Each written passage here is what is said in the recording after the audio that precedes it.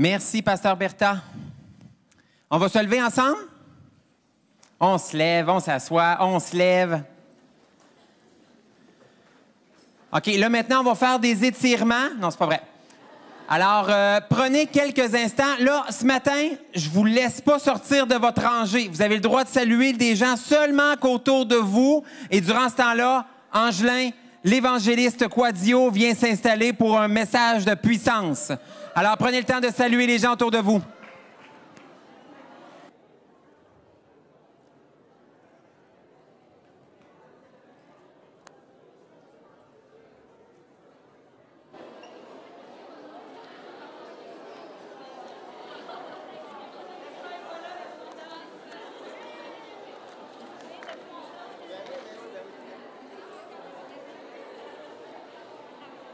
Alléluia.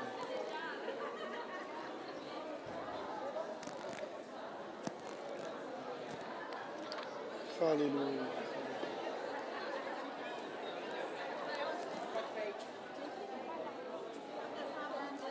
Lucie? Ok. Alléluia. Bénissons ton nom, Seigneur.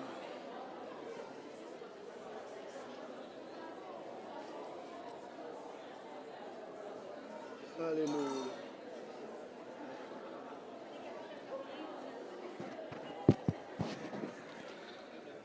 Merci, Seigneur.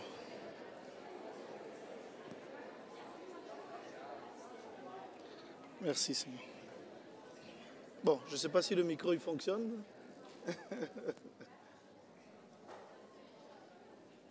Ah ouais, tout est on ici, à moins qu'il y ait des affaires que je suis supposé appuyer que je n'ai pas appuyé.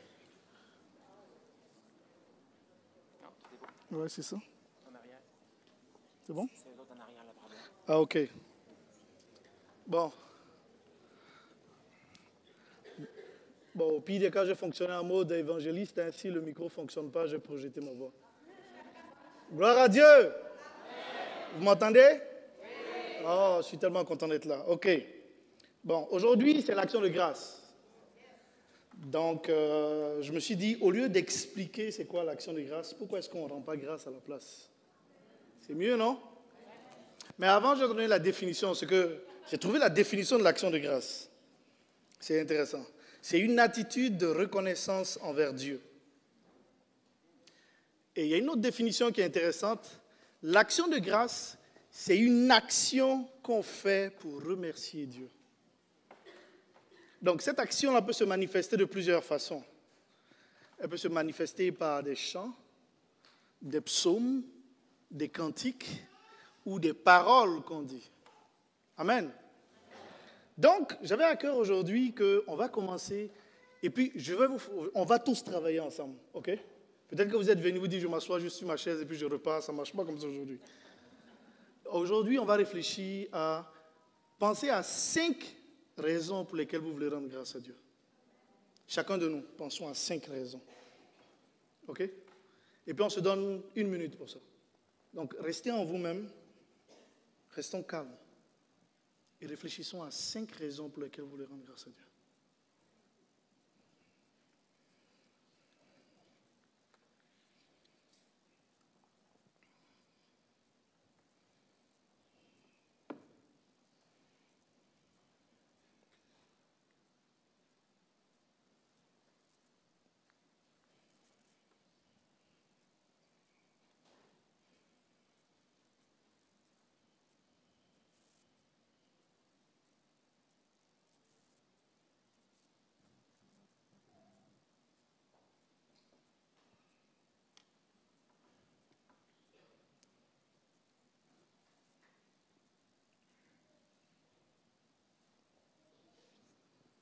Alléluia.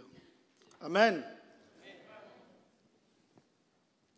Ok, je dois lever mon micro d'après la technique en arrière. Ok, c'est bon. C'est mieux? Ok, je fais moins souffrir nos gens en arrière. Ok, donc si je vous demande quelles sont les 5 raisons pour lesquelles vous voulez rendre grâce à Dieu. Si on fait un popcorn rapide là. Le salut, ok. La santé, la famille, le travail, la présence de Dieu, oui. Le pays d'abondance dans lequel nous vivons, oui. La protection. Le quoi? Il agit en nous. L'action de Dieu en nous. Son amour et sa présence. Super. Le Saint-Esprit. La quoi? Sa patience. Oh, ça, nous, on a tous besoin. La capacité que Dieu nous donne. Exact. La provision, la paix. Les guérisons surnaturelles. Sa parole. Amen. On pourrait rendre grâce à Dieu pour plusieurs choses. Mais en réfléchissant à ça, je me suis dit, la plupart des actions de grâce qu'on peut rendre se regroupent en différentes catégories. Ça va toucher premièrement le salut. Pour certains, on est sauvés. Ce n'est pas une petite chose. Parce que la Bible dit qu'on était condamnés. Et nos propres actions ne pouvaient pas nous sauver. Et Jésus est venu mourir pour qu'on soit sauvés. Donc déjà ça, là, éviter l'enfer, là, c'est une très bonne raison de dire merci à Dieu chaque jour qu'on se lève. Est-ce que c'est une bonne raison? Amen. Amen. Une autre raison aussi, c'est la santé. Tout ce qui touche la santé, la sécurité, la protection, ils sont un peu dans le même groupe. L'autre raison pourrait être aussi les relations. Quand je parle des relations, ça peut être les relations de couple, les relations de famille, les amitiés, les relations professionnelles, etc. Un autre élément, ça peut être les activités. On rend grâce à Dieu pour le travail qu'on a. Et d'autres rendent grâce à Dieu pour le travail qu'ils n'ont pas. C'est quand tu as un mauvais boss et puis tu finis par quitter, tu rends grâce à Dieu. Bon, ça c'est un autre aspect. On rend grâce à Dieu aussi pour la nourriture. Le fait d'être capable de pouvoir avoir à manger. Et pour le nourriture, vêtements, ils rentrent dans la même catégorie. Et aussi certainement pour le logement.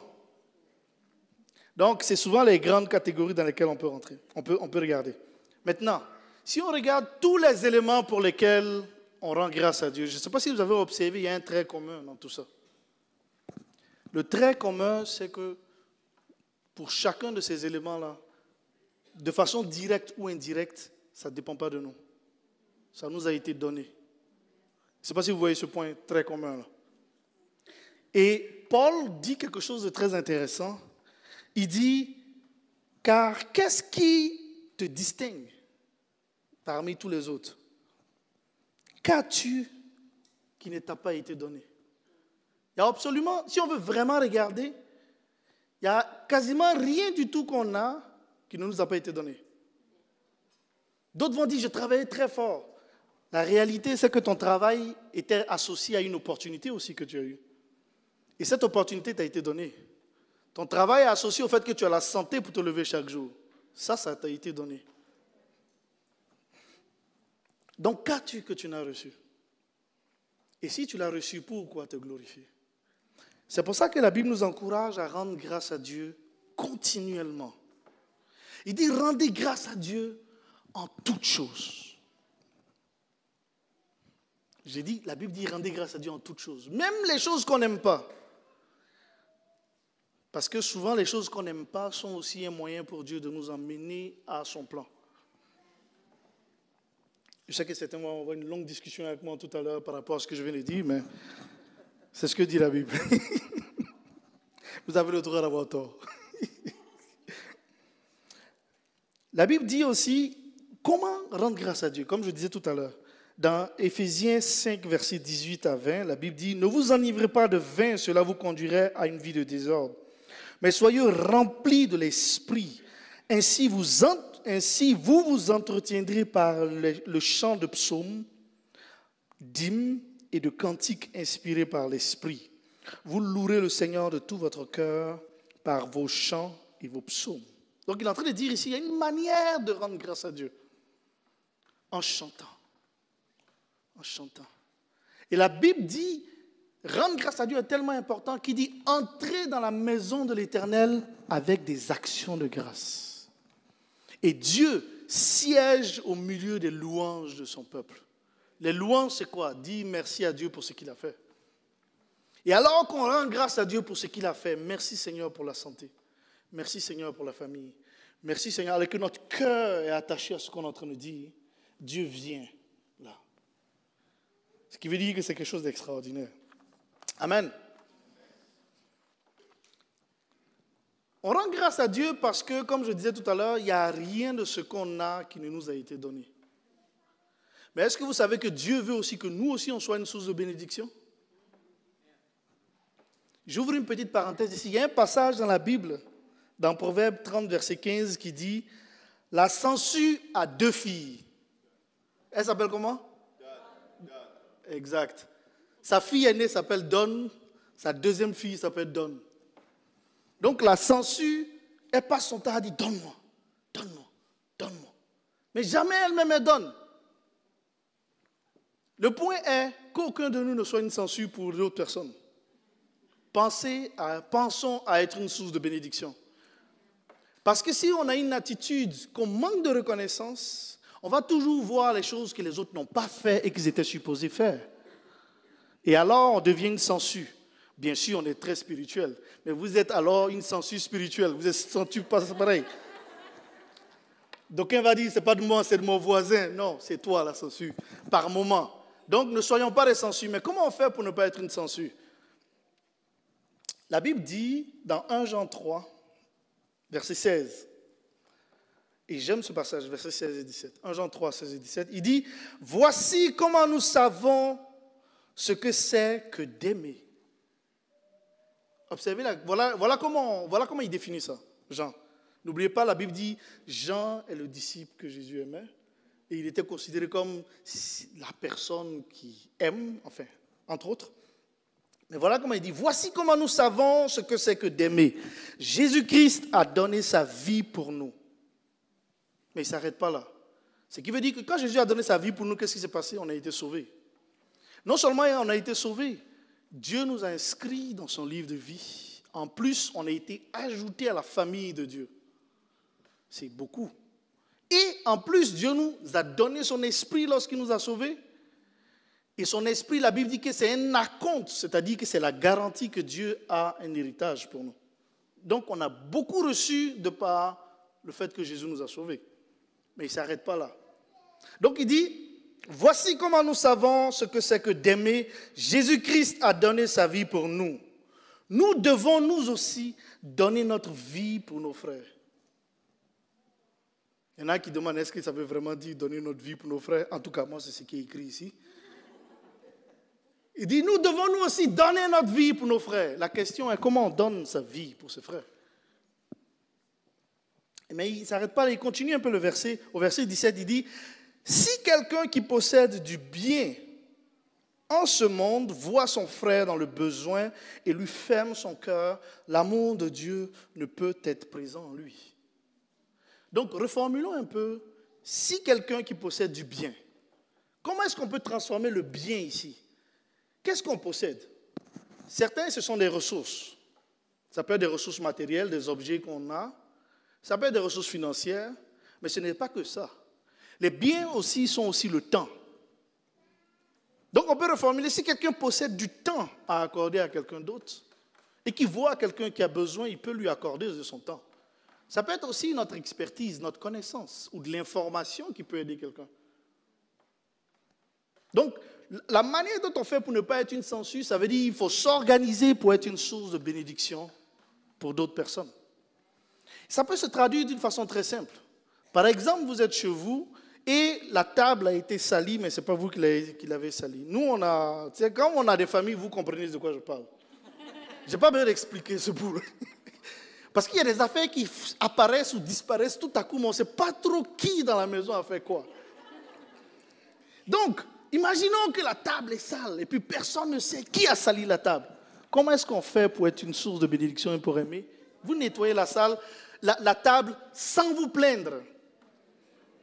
Parce qu'il y en a qui vont nettoyer, mais ils vont se plaindre tellement que personne plus ne va vous salir la maison après. Les gens vont préférer déménager même de la maison parce qu'on ne supporte plus.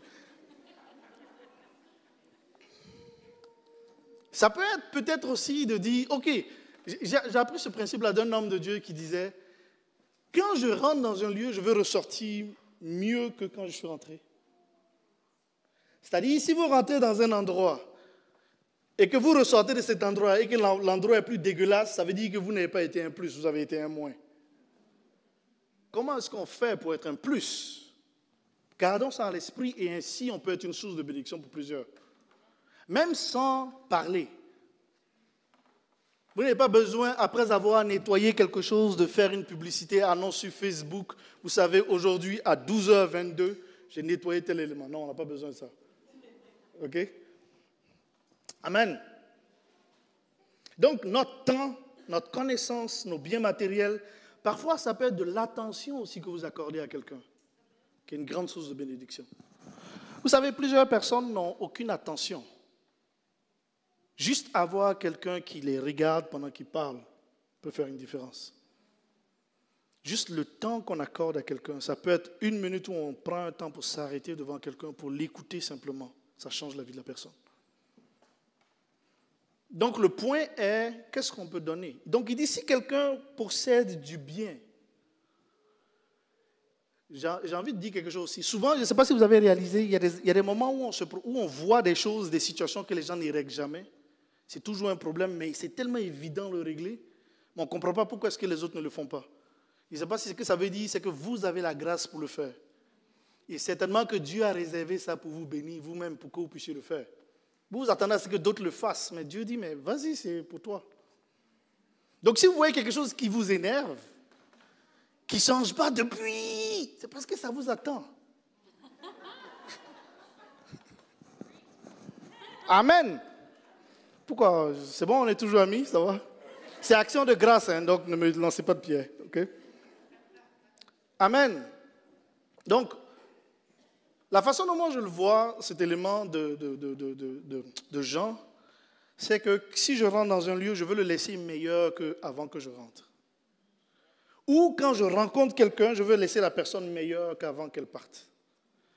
À tout le moins, si je ne la laisse pas de façon meilleure, au moins il faut la laisser neutre. Au moins tu ne mets pas de négatif.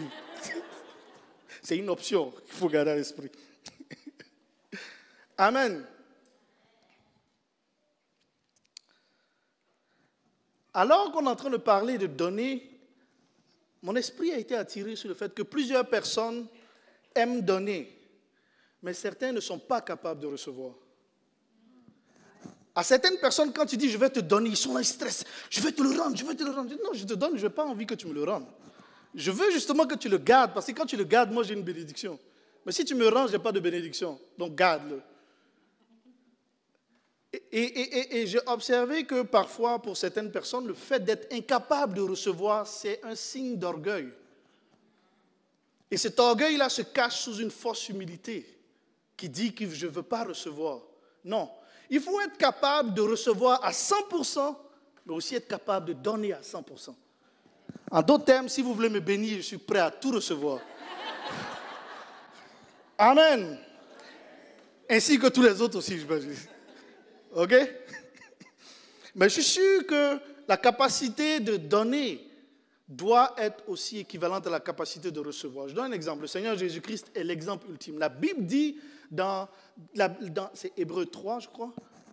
Oui, que le Seigneur Jésus, je ne me souviens plus du passage, en tout cas, que le Seigneur Jésus est l'image parfaite de Dieu. Il est la représentation parfaite. Maintenant, observez ce qui se passe au Seigneur Jésus-Christ. Il était capable de donner au point où parfois, il ne dormait même pas parfois. Il devait aller se cacher parfois pour pouvoir ne serait-ce que se reposer. Parfois, il récupérait ses disciples et puis les envoyait juste à l'écart pour se reposer. Mais est-ce que vous savez que dans l'équipe du Seigneur Jésus-Christ, il y avait des gens qui lui donnaient? En d'autres termes, le Seigneur Jésus-Christ montrait l'humilité parfaite. De la même manière qu'il se donnait, de la même manière il était capable de recevoir. Donc si vous donnez seulement et que vous n'êtes pas capable de recevoir, ce n'est pas un trait du royaume de Dieu. Amen. Il y a un élément intéressant dans la parole qui est, on parle d'action de grâce, nous on rend les actions de grâce aujourd'hui. Mais est-ce que vous savez que dans la parole de Dieu aussi, il y a plein d'éléments où il y a des actions de grâce qui sont rendues? Et on va regarder un peu pourquoi est-ce qu'il rend des actions de grâce. OK? Donc, Apocalypse 4, versets 10 à 11. Bon, j'ai le verset ici, mais j'aime le voir dans ma Bible. Ça fait spirituel quand je l'ouvre ici. OK, verset 10. Il dit les 24 représentants du peuple de Dieu. D'autres versions disent les 24 vieillards. Donc, les 24 représentants du peuple de Dieu se prosterne devant celui qui siège sur le trône. Vous savez, on a chanté la chanson « À celui qui est assis sur le trône et à l'agneau soit la louange ». Ça vient de ces passages-là. Amen. Donc, voilà ce qu'ils disent. Observez les raisons pour lesquelles ils rendent grâce à Dieu. Donc, ils se prosternent devant celui qui siège sur le trône et adorent celui qui vit éternellement. Ils déposent leur couronne devant le trône en disant « Tu es digne, notre Seigneur ». Donc, ils sont en train de lui rendre grâce, action de grâce. « Tu es digne, notre Seigneur et notre Dieu, qu'on te donne la gloire, honneur, puissance, car… » Et puis, ils donnent la raison pour laquelle ils sont en train de lui rendre grâce. « Car tu as créé tout ce qui existe. L'univers entier doit son existence et sa création à ta volonté. » Je pense qu'aucun de nous ici, on n'a pas à argumenter trop longtemps pour qu'on vous dise, est-ce que vous savez que le fait que vous respiriez, c'est parce que Dieu le veut? C'est ce qu'il est en train de dire ici. Tout animal respire parce que Dieu le veut. Quand on va lire dans Psaume 104, la Bible dit que même le lionceau, il rugit après sa proie et il demande à Dieu sa nourriture. J'aime ce passage-là. Ça veut dire que si vous voyez un lion qui est en train de rugir après vous et que vous dites qu'il veut vous manger, en fait, il est en train d'intercéder pour dire, Seigneur, est-ce que je mets celui-là sur mon menu ou pas? C'est ce que la Bible dit. Il rugit après sa proie et il demande à Dieu sa nourriture. Donc chaque fois qu'un lion rugit et puis il vous regarde, en fait, il est en train d'intercéder.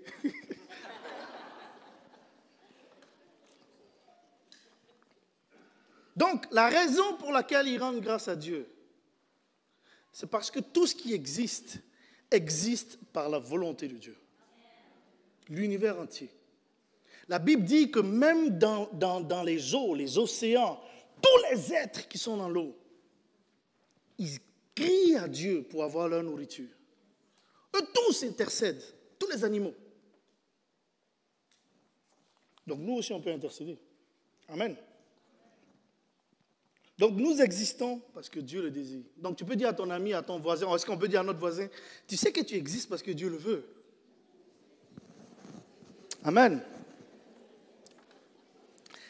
La Bible dit aussi dans Éphésiens 3, versets 14 et 15, il dit, c'est pourquoi je me mets à genoux. Regardez bien comment il formule, regardez bien comment Paul formule ça. Paul dit, c'est pourquoi je me mets à genoux devant le Père, de qui dépendent comme d'un modèle toutes les familles des cieux et de la terre.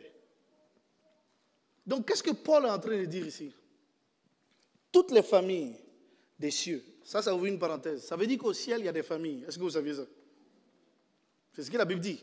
Il y a des familles au ciel. Il y a des familles d'archanges, il y a des familles de séraphins, il y a des familles d'anges. Il y a toutes sortes d'êtres qui existent au ciel, dont la Bible parle. Et il dit ici, toutes ces familles dépendent de Dieu. Bien sûr, les familles de la terre aussi dépendent de Dieu. C'est vraiment intéressant. C'est pour ça qu'on doit lui rendre gloire. C'est pour ça qu'on doit lui rendre grâce à chaque moment. Parce que notre vie dépend de lui. De lui dépend notre avenir. La Bible dit dans Psaume 75 que l'exaltation, c'est-à-dire que l'élévation ne vient ni de l'Est, ni de l'Ouest, ni du désert. L'élévation vient de Dieu. Peut-être que quelqu'un vous a convaincu que si tu compromets quelque chose, alors tu vas avoir une promotion. Laisse-moi te dire, la promotion vient de Dieu. Ce n'était pas dans mon message, mais je crois que ça s'adresse à quelqu'un aujourd'hui. Amen. Ensuite, dans Apocalypse 5, verset 7 à 10 dit, bon, il ressort un peu certains éléments, j'ai raccourci ce bout-là.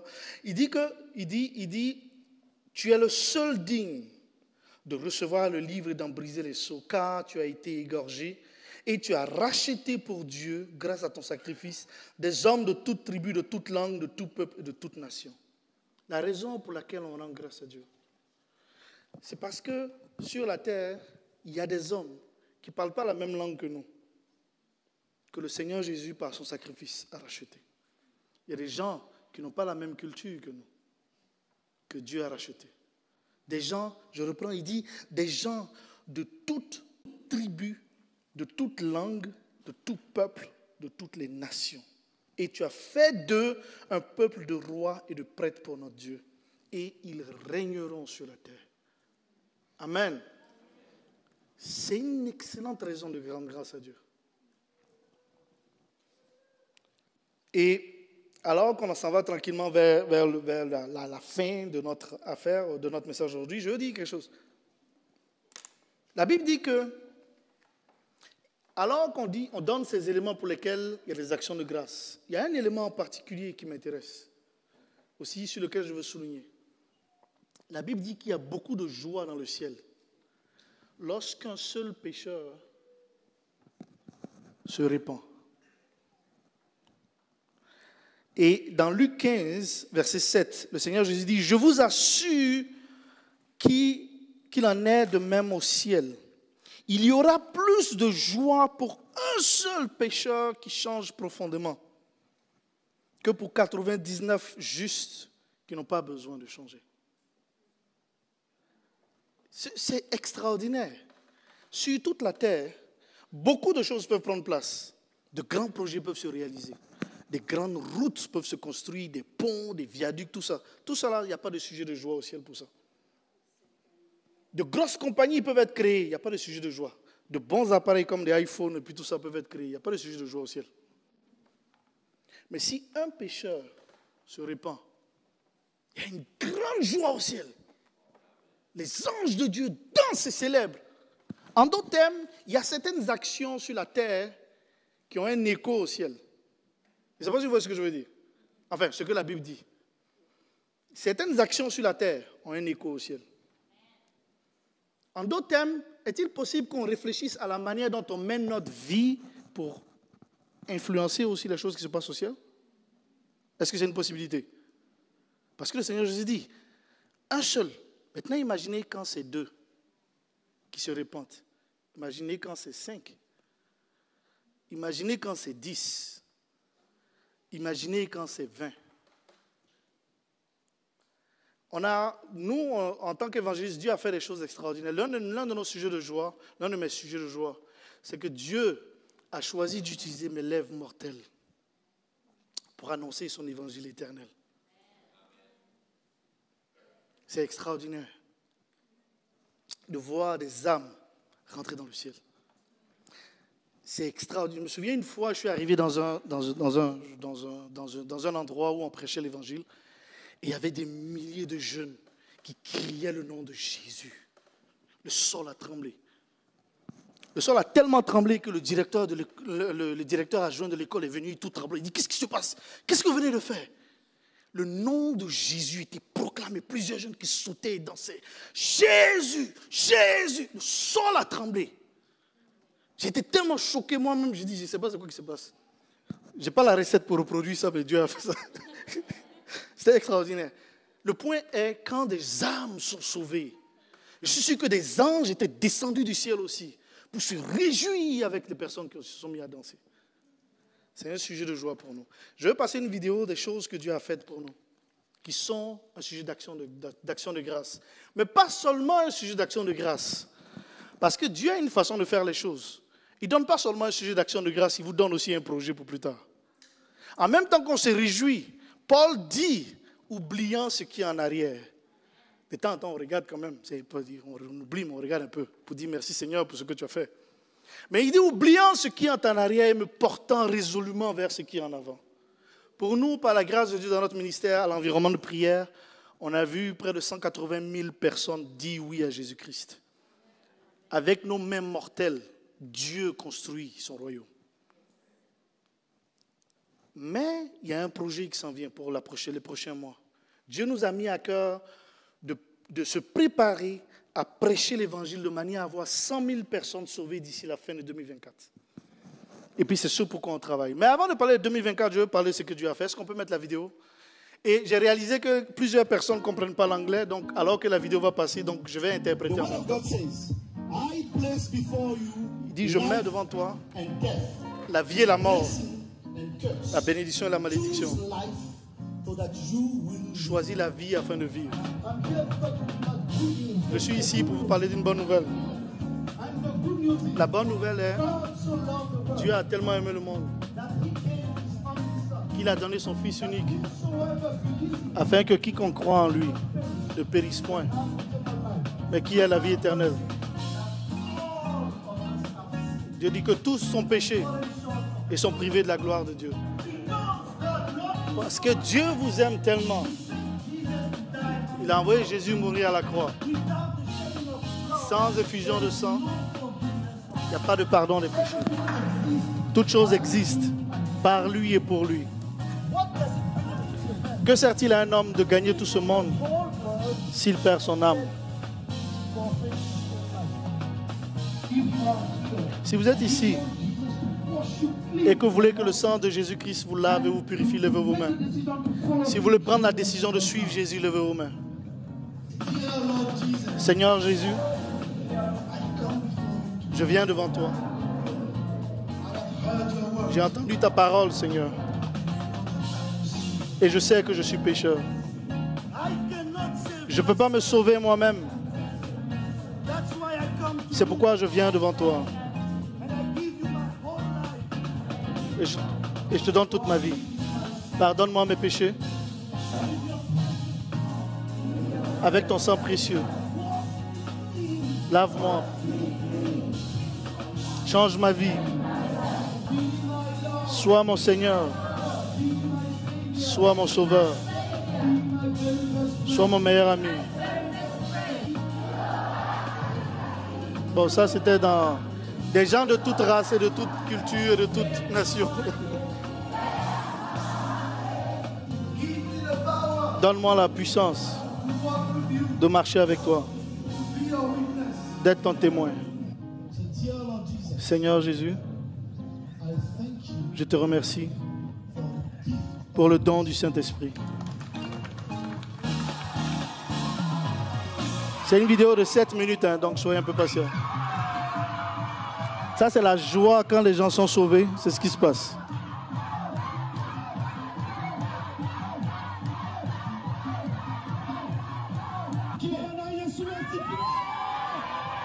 Ça, c'est une salutation en Swahili.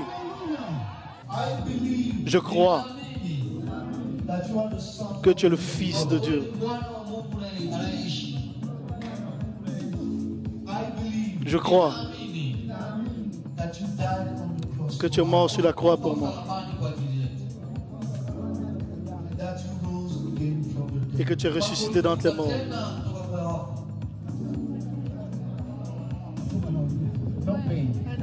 Il n'y a aucune douleur. Et qu'en est-il des pieds? Il n'y a plus aucune douleur. Toute la douleur est partie. Peux-tu vérifier? Et là, il vérifie. En bas, c'est les gens qui ont témoigné de leur guérison. Juste en bas, là, les photos. Maintenant, j'aimerais que tu me dises, qui vient juste de te guérir? Il dit, c'est Jésus qui m'a guéri.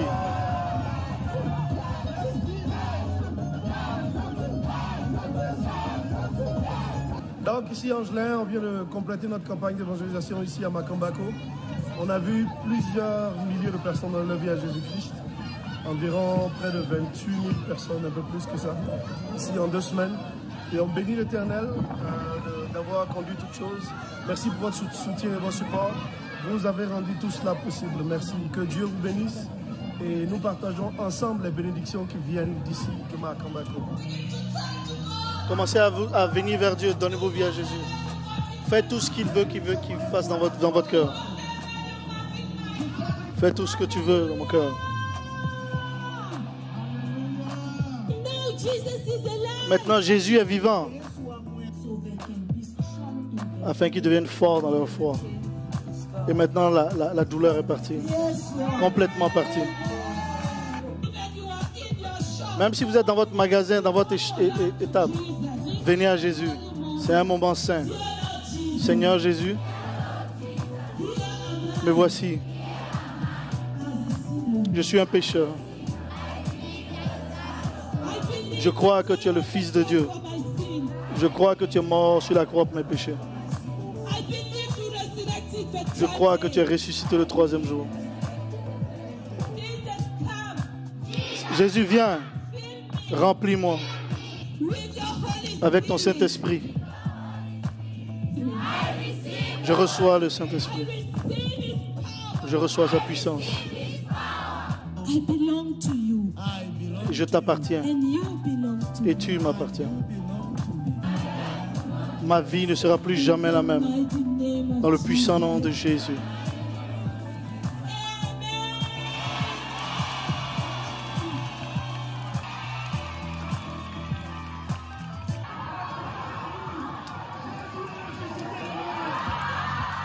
Bon, ça c'est en français, donc je parle bien. Jésus est le Seigneur des Seigneurs, et le Roi des Rois.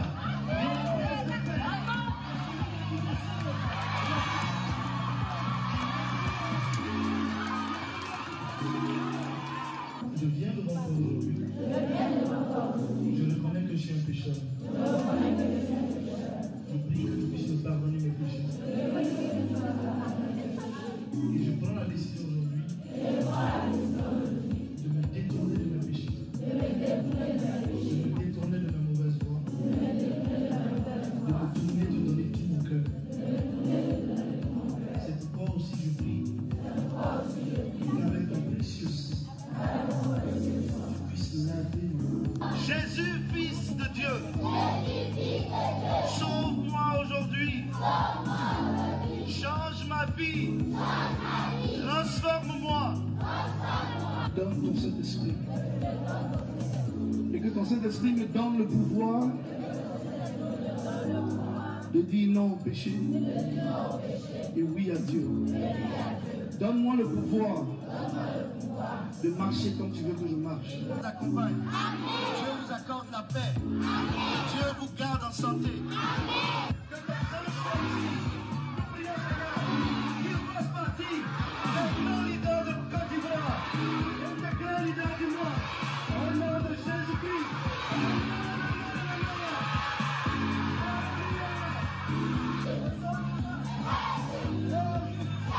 Alléluia.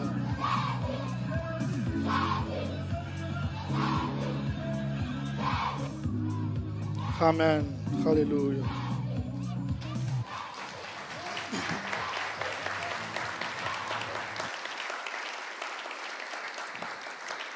Aujourd'hui, il y a une journée d'action de grâce. On veut rendre grâce à Dieu pour tous ceux qui donnent et tous ceux qui prient pour nous.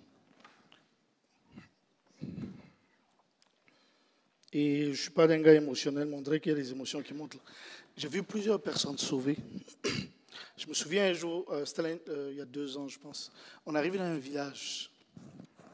Ça avait été tellement difficile avant d'arriver. Puis quand on est arrivé, il y avait une dame âgée. Et le Seigneur m'a dit, va la prendre, viens l'installer. Et lorsqu'elle est venue, elle s'est assise. Le Seigneur m'a dit, c'est la dernière occasion qu'elle a d'entendre l'évangile. Si elle reçoit Jésus, elle est sauvée. Si elle dit non, elle est perdue pour toujours. Alléluia. Et je bénis Dieu pour le fait qu'il nous utilise pour ça. Amen. Bon, on va laisser faire les émotions. Dans environ, c'est combien aujourd'hui? Dans environ moins de 10 jours, je pars encore pour 3 semaines d'activité d'évangélisation. Puis je reviens une journée ou 2, je repars encore une autre 2 semaines. Parce que Dieu nous a mis à cœur de voir 100 000 personnes sauvées. Amen. Et puis, c'est ça qu'on va faire. Donc, Ouganda, Côte d'Ivoire, l'année prochaine, on a deux importantes activités pour former des évangélistes. Là, ce que vous avez vu, là, c'est juste une petite portion, parce que si je commence à mettre tout ce que Dieu fait, je pense qu'on ne quittera pas ici avant 15 heures, genre, et puis vous n'allez pas m'aimer. Donc, j'ai dû prendre seulement quelques activités d'évangélisation. Et l'année prochaine, Dieu nous a mis à cœur vraiment d'y aller à fond. Donc, on veut voir les âmes sauvées. On va être... donc, avant de finir l'année où on va en Ouganda, en Côte d'Ivoire, l'année prochaine, on a Calgary. On va former des évangélistes à Calgary. On l'a fait déjà cette année à Toronto. On a formé, ils étaient combien? une trentaine environ à Toronto. On en a formé, non, à Toronto, une trentaine. On en a formé aussi à Marseille, dans la francophonie, c'est qui est extrêmement rare, former des évangélistes de ce type pour aller prêcher aux masses, c'est très rare.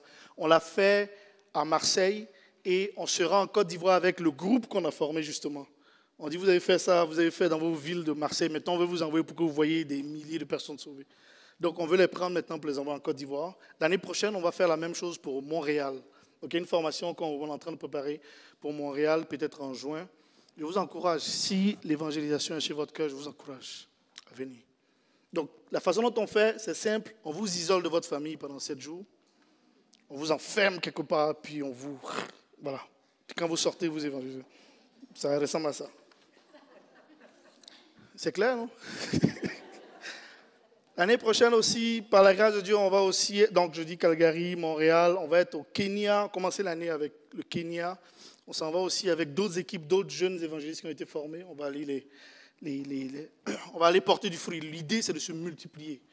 Parce qu'une personne, on peut prêcher seulement un certain nombre de fois, mais quand on part à plusieurs, c'est explosif ce qui se passe. Kenya, Éthiopie, Congo, Nigeria sont les endroits qu'on vise. Et il y a un autre endroit aussi que je ne peux pas vous dire, il y a un autre pays à majorité de personnes qui ne croient pas en Jésus, qui croient qui ont une autre foi. Je ne peux pas dire le pays pour des questions de sécurité, mais toujours est-il que c'est ça qui s'en vient. Amen. Donc, pour nous, c'est ça nos actions de grâce. Mon action de grâce, c'est surtout pour tous les donateurs, toutes ces personnes qui ont été fidèles et qui prient pour nous. Et je bénis Dieu pour ça. Amen. Pour finir notre année et puis débuter l'année prochaine, on a un gros besoin. On a besoin de $8 000. Je ne donne pas les chiffres habituellement, mais c'est ce dont on a besoin parce que Dieu nous a dit d'aller. Donc on y va et puis on fonce. On va se casser la tête, mais Dieu sera présent. On ne va pas se casser la tête et Dieu sera présent. Amen. Et on l'a toujours vu être fidèle depuis le début, donc je crois qu'il va le faire. Donc si vous avez à cœur que l'année prochaine, on puisse ensemble se réjouir de ce que Dieu aura fait. Il y a un principe que j'ai appris, c'est que Dieu ne peut bénir que ce qu'on fait. Dieu ne bénit pas les bonnes intentions. Donc tout le monde a toujours les bonnes intentions pour faire les choses, mais aussi longtemps que vous ne partez pas. La Bible dit, comment est-ce que... Il dit, tous ceux qui invoqueront le nom du Seigneur seront sauvés. Tout le monde sait ça. Maintenant, juste après, il dit, mais comment est-ce qu'ils vont invoquer le nom de celui en qui ils n'ont jamais entendu? Et comment est-ce qu'ils entendront si personne ne prêche? Et comment est-ce qu'ils prêcheront si personne ne va? Et comment est-ce que des gens partiront si personne ne les envoie?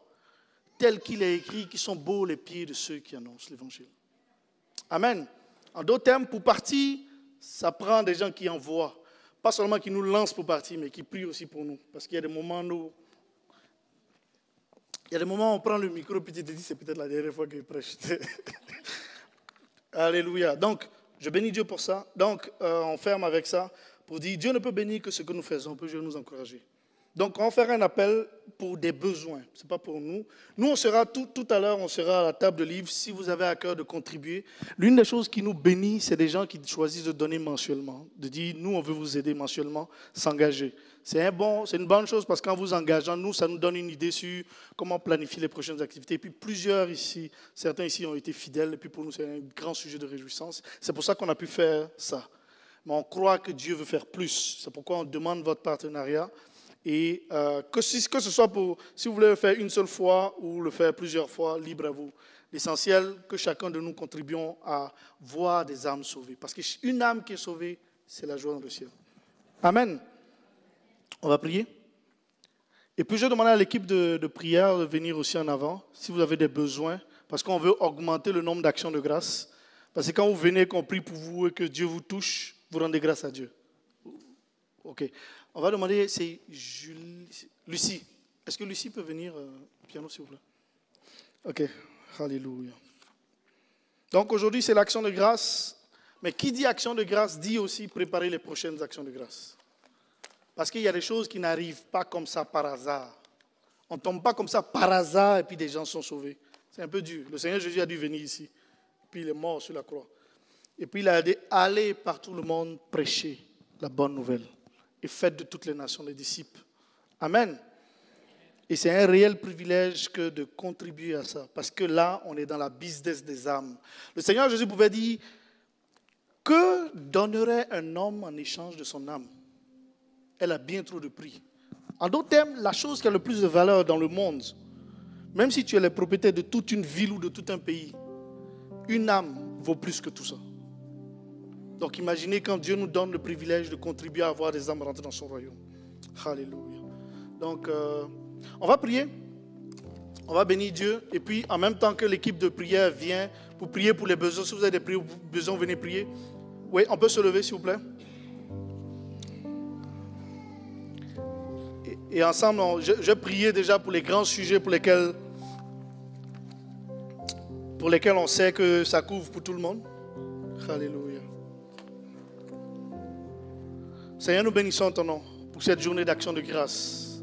Nous bénissons ton nom, Seigneur, pour tout ce que tu fais. Nous bénissons ton nom pour la santé dans nos corps, pour la sécurité dont nous jouissons, Seigneur. Nous ne sommes pas dans un pays où il y a des bombes et toutes sortes de choses qui tombent. C'est parce que tu nous fais grâce, Seigneur. Nous bénissons ton nom pour la paix dont nous jouissons, Seigneur Dieu, pour la possibilité d'annoncer ton évangile. Nous bénissons ton nom, Seigneur, pour nos relations, les relations de couple, les couples existants, les couples à venir. Et nous prions, Seigneur Dieu, que les couples qui sont dans un challenge, Seigneur Dieu, tu puisses les ramener ensemble au nom de Jésus-Christ. Nous prions, Seigneur Dieu, pour les familles. Les familles, peu importe où elles sont, qu'elles soient unies ou divisées, nous prions, Seigneur Dieu, que ta main descende sur nos familles ici, Seigneur Dieu. Que toutes les familles dont les enfants se sont éloignés des parents, nous prions pour une réunification des familles au nom de Jésus-Christ. Nous prions et nous brisons tout plan de l'ennemi pour détruire les familles, Seigneur Dieu, parmi nous au nom de Jésus-Christ. Que ta faveur et ta grâce viennent, Seigneur. Nous bénissons ton nom pour les amitiés que nous avons, pour les amitiés professionnelles aussi, Seigneur Dieu. Nous bénissons ton nom pour chaque activité que nous pouvons avoir, pour les emplois que nous avons. Bénissons ton nom pour les entreprises et les opportunités que nous pouvons avoir. Nous bénissons ton nom, Seigneur, pour nos vies spirituelles et pour le salut. Merci, Seigneur, pour la nourriture. Merci pour le logement. Merci pour ta faveur et ta grâce. Merci pour la famille de l'Eva que nous sommes. Et nous te disons merci parce que l'année prochaine, Seigneur, nous allons te rendre encore plus d'actions de grâce. Toi qui es bon et qui es fidèle. Merci de nous garder en santé encore et de nous protéger, Seigneur Dieu, dans cette prochaine année au nom de Jésus-Christ. Que nous puissions porter du fruit, Seigneur. C'est cela ma prière. Que nos vies portent du fruit et que nous ne soyons pas des sangsues spirituels, mais que nous soyons de ceux-là qui contribuons à faire avancer ton royaume. Nous prions que nous ne soyons pas des sangsues sociales ni des sangsues relationnelles, mais que nous soyons une réelle source de bénédiction pour toutes les personnes autour de nous. Enseigne-nous comment manifester de l'amour de façon concrète dans notre quotidien de tous les jours. Comment manifester de l'amour pour les gens qui sont proches de nous. Car ta parole dit, maintenant donc, ces trois choses demeurent, la foi, l'espérance et l'amour. Mais la plus grande de ces trois, c'est l'amour. Que toute la gloire te revienne, Seigneur, au nom de Jésus. Amen et amen. Amen. Merci, Angelin. Pour ceux qui étaient à la maison, on vous dit à la semaine prochaine. On va pouvoir couper le live. Et alors ce matin, l'équipe de prière est ici devant pour vous qui êtes ici au gymnase. Si vous avez un besoin particulier que vous aimeriez recevoir de la prière pour ce besoin et pour recevoir ce matin, mais dans le but d'être en mesure de pouvoir donner davantage, l'équipe de prière est là pour vous recevoir.